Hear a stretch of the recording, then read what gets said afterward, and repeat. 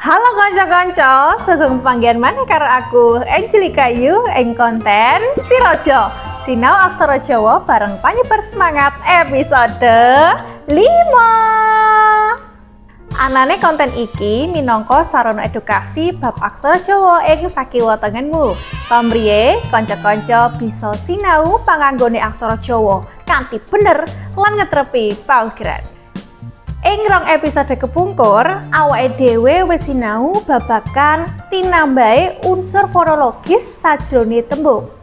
Kaya dene epentesis minangka tinambahe swara satengahe gugus konsonan sajroné tembung. Banjur paragok minangka tinambahe panyigek ing wekasane tembung. Nah, saiki awake dhewe bakal sinau babagan protesis. Apa kuwi protesis? Selaras karo katerangan ing Kamus Besar Bahasa Indonesia, protesis yaiku tinambahi swara utawa panyigek sangarepe tembung. Banjur ing aksara Jawa, cacakane protesis kuwi kepriye? Kanca-kanca, ing aksara Jawa protesis dicakake kanthi muwuhi aksara ha sangarepe tembung kang mawa anuswara aksara do, do, jo, go, lan bo. Tuladhane kaya to?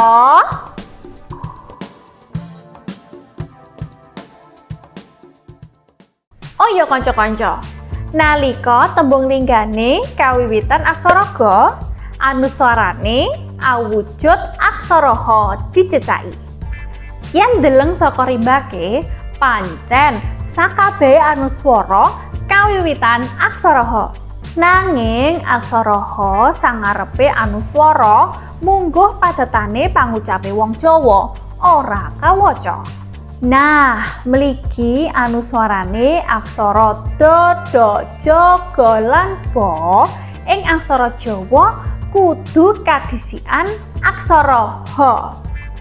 Sebab ing panulise aksara Jawa anuswarane 5 aksara kuwi mau tanpa kadhisikan aksara ha ora bisa diwaca.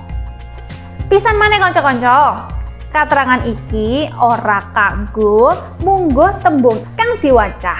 Kaya to mbak, mbok, mbah, ben, ban, mbuh minangka wancahane embak, embok, embah, emben, emban, embo.